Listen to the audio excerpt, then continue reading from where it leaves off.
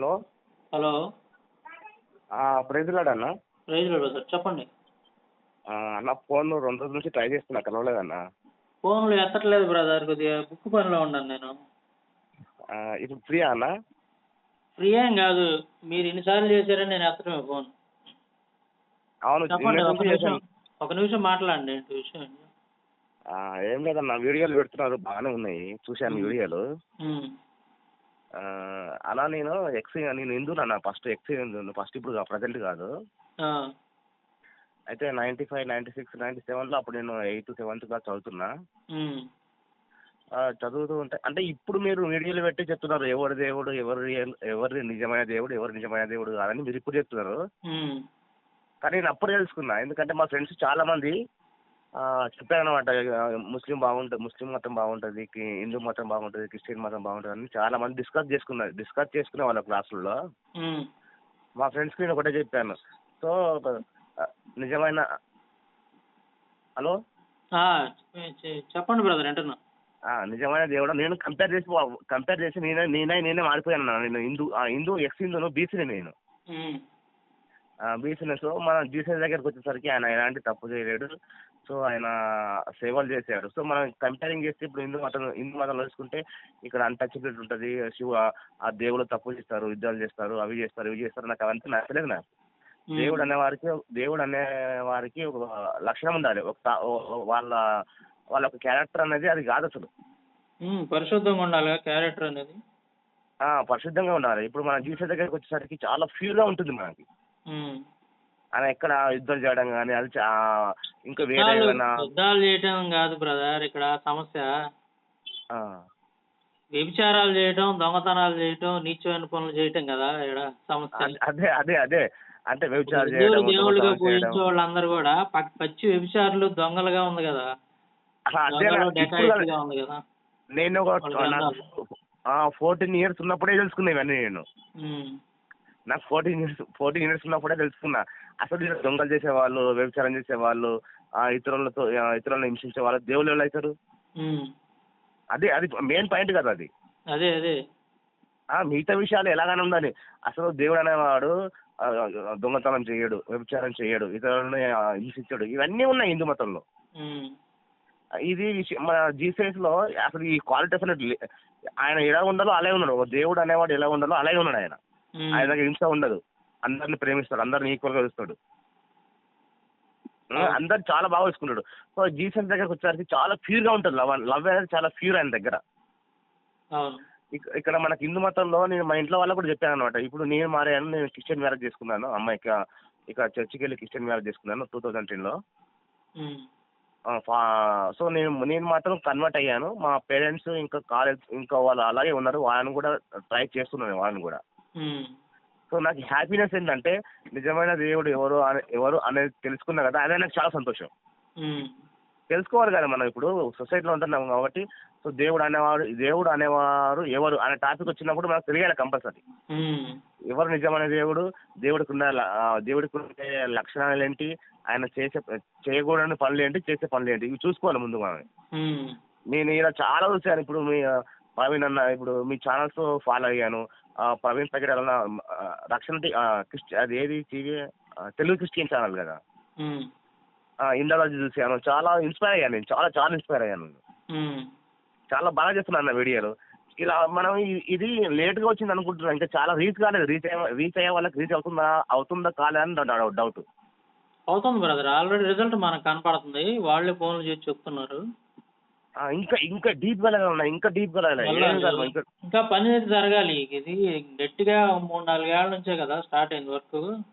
అవునండి, ఇంకో 10 ఏళ్ళు ముందు స్టార్ట్ అయినట్టుగా అయితే మంచి రిజల్ట్ ఉండేది మనకి. అదే అప్పుడు సోషల్ మీడియా లేదు కదా అప్పుడు మనకంతా. సోషల్ మీడియా లేదు. ఇంకోటి మన పాస్టర్లు, ఈ విలేజ్లలో పాస్టర్లు ఏం చేస్తారంటే నమ్ముకోండి. ఇప్పుడు పాస్టర్లు కూడా ఏం చేస్తారంటే మా దగ్గరకు రండి ఈ నిజమైన దేవుడు అని నిరూపించలేకపోతున్నారు వాళ్ళు. ఎందుకు రావాలంటే వాళ్ళు ఏం చెప్పట్లేదు మళ్ళీ. అది మెయిన్ సమస్య అదే బ్రదర్, మీరు కరెక్ట్ గా చెప్పారు. ఇప్పుడు ఇప్పుడు మాకు 30 మంది దేవతలు ఉండగా మేము యేసుక్రీస్తుని ఎందుకు నమ్ముకోవాలి అన్నప్పుడు పాస్టర్ల దగ్గర కరెక్ట్ ఆన్సర్ ఉండాలి. ఆన్సర్ ఆన్సర్ చెప్పట్లేదు నేను. చెప్పినప్పుడు ఇంక అవతలాడు సరే పైకి ఒప్పుకోకపోయినా వాడు హృదయంలో అయినా సరే వాడు ఒప్పుకోవాలి. నేను అవును నిజమే కదా, నిజమే కదా. 98 కంపారిజన్ వాళ్ళ దేవుళ్ళకి, వాళ్ళు దేవుళ్ళుగా పూజించే వాళ్ళకి యేసుక్రీస్తుకి మధ్య ఉన్నటువంటి కంపారిజన్ వాళ్ళు వాళ్ళు తెలుసుకొని అది అవును నిజమే కదా అని వాళ్ళు మనసు హృదయం అంగీకరించాలి. నేను 98, 99, 2000, 2001 వరకు నాకు చర్చికి రమ్మంటే వెళ్ళాను. కానీ చెప్పాలి వాళ్ళు ఎందుకు రావాలి, ఎందుకు ప్రేమించాలనే రీజన్ చెప్పాలి పాస్టర్లు. మన వాళ్ళకి అదే నేను చెప్తుంటే మన పాస్టర్లు చాలా మందికి మీరు ఇట్లా మా వీడియోలు ఫాలో అవ్వండి, కొద్దిగా సబ్జెక్ట్ ఉంటుంది మీకు హిందూ గ్రంథాల మీద, హిందూ దేవుళ్ళ మీద. మీరు కంపారిజన్ చేసి అటు అన్యులకు సువార్త చెప్పడానికి బాగుంటుందని చెప్పేసి చాలా మందికి మనం చెబుతూ ఉంటే కొంతమంది పాస్టర్స్ దాన్ని అంగీకరించారు కానీ కొంతమంది వ్యతిరేకిస్తున్నారా అది కరెక్ట్ కాదు మీరు చేసేది. అరే కరెక్ట్ కాదు తెలుసు. ఎలా కరెక్ట్ కాదు మరి నిజమైన దేవుడు అనేది తెలుసుకోవాలంటే ఇప్పుడు తప్పు ఇది తప్పు అన్నప్పుడు తప్పు నిరూపించాలి, కరెక్ట్ అన్నప్పుడు కరెక్ట్ నిరూపించాలి వాళ్ళు. నిరూపించాలి కదా. నా బాధ ఏంటంటే పాస్టర్లు ఊళ్ళల్లో ఇప్పుడు చిన్న చిన్న మన ఈ తెలంగాణలో ఇక్కడ మా ఏరియాలో రమ్మంటారు కానీ ఎందుకు రమ్మంటారు కానీ కంపేర్ చేసి చెప్పట్లేదు వాళ్ళు. చెయ్యాలి, గట్టిగా చేయాలి వాళ్ళకి. ఎందుకు రావాలి, ఈయన పరిశుద్ధుడు ఎలా అవుతాడు, ఎందుకు అయ్యాడు అంటే ఎవరు, ఆయన ఏంది, ఆయన క్యారెక్టర్ ఏంటి, ఆయన ఏ విధంగా పాపం లేనటువంటి వాడు. ఇప్పుడు అందరూ మానవులందరూ పాపం చేశారు, అందరూ పాపులేనని చెప్పేసి హిందూ గ్రంథాల్లో ఉంది, బైబిల్లో ఉంది. అవును, బైబిల్ అదే చెప్తుంది మీరు అందరూ పాపులు. హిందూ గ్రంథాల్లో దేవుళ్ళు కూడా పాపులేనని ఉంది, అది ఇంకా విచిత్రం. దేవుళ్ళు కూడా పాపులేనని ఉంది హిందూ గ్రంథాల్లోనే.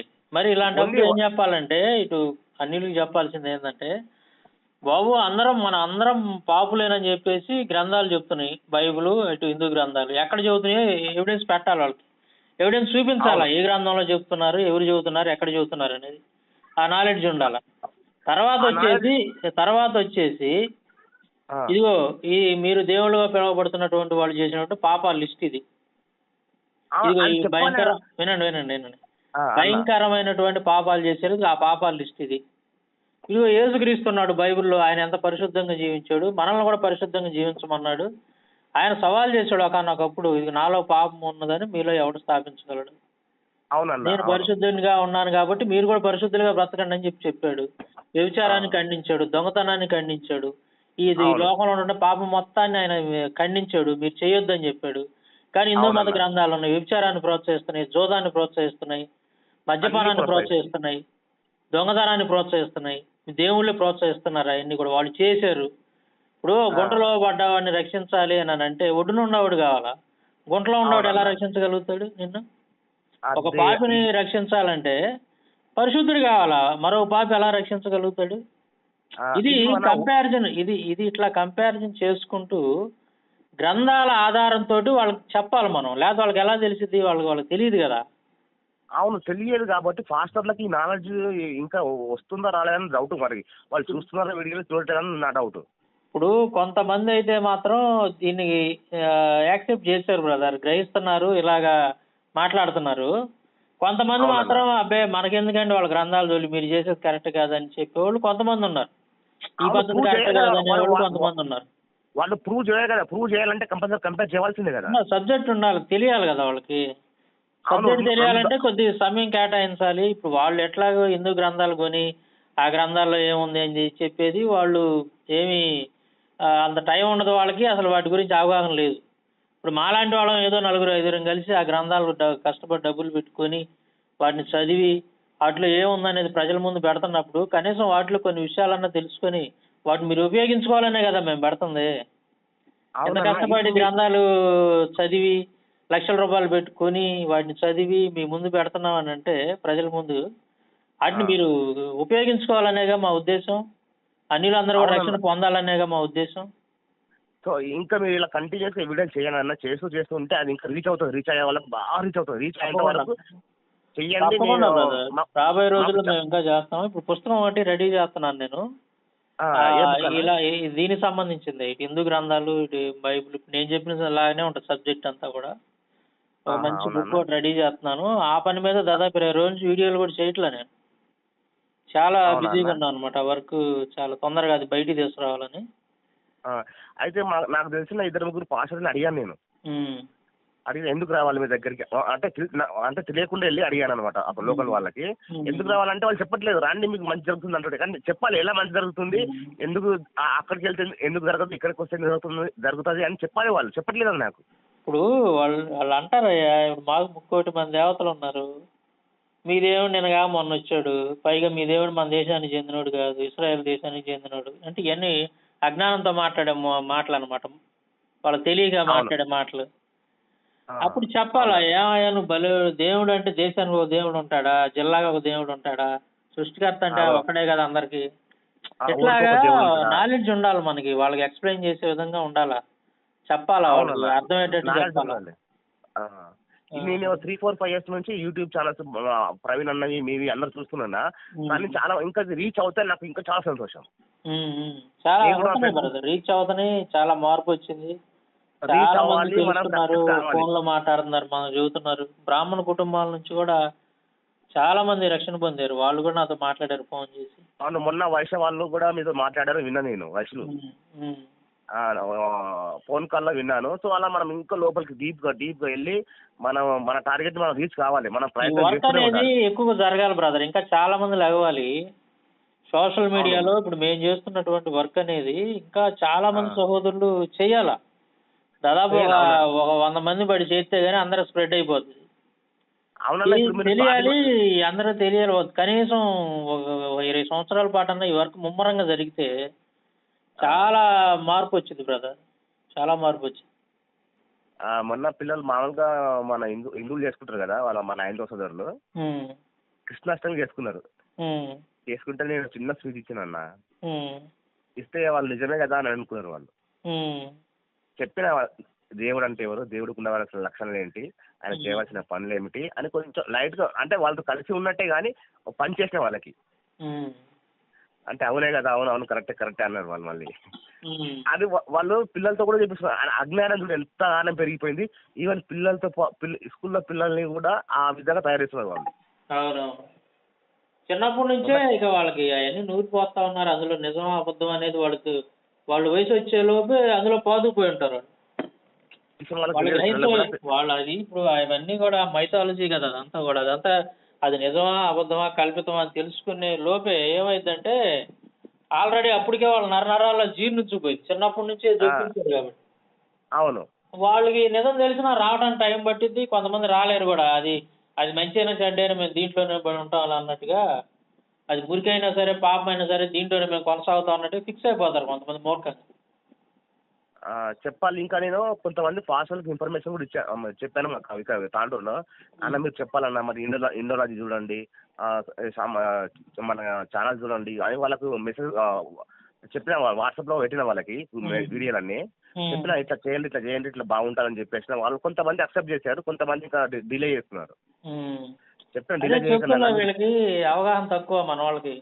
మన వాళ్ళు ఏంటంటే ఈ క్రిస్టియానిటీని దాదాపు కొన్ని దశాబ్దాల నుంచి ఒక చట్టంలో బిగించారు. క్రైస్తవుడు అని అంటే మాట్లాడకూడదు, క్రైస్తవుడు అంటే నోరెత్తకూడదు, క్రైస్తవుడు అంటే అవతలోడు ఏం మాట్లాడుతున్నా సరే మీరు ఎదురు తిరిగి మాట్లాడకూడదు, అవతలోడు ఏమంటున్నా సరే నోరు మూసుకొని గమ్మున ఉండాలా, తలకాయ ఉంచుకొని ఉండాలా, పోలీస్ స్టేషన్కి వెళ్ళకూడదు, కోర్టులకి వెళ్ళకూడదు.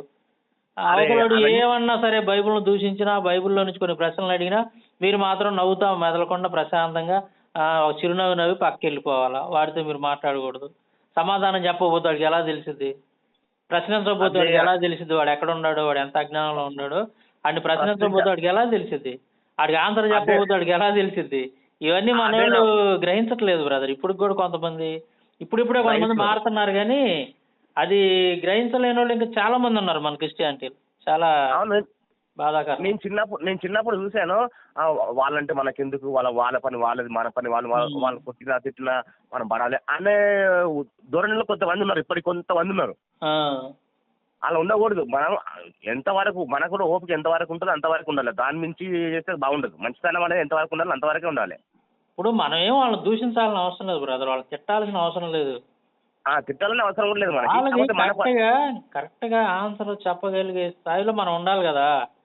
దానికి తగ్గట్టుగా మనం సబ్జెక్ట్ ప్రిపేర్ అవ్వాలి కదా. ఆ సబ్జెక్ట్ ఎక్కడ ఉంటుంది, ఏడ దొరికిద్దో మీరు కొద్దిగా దృష్టి పెట్టాలి కదా.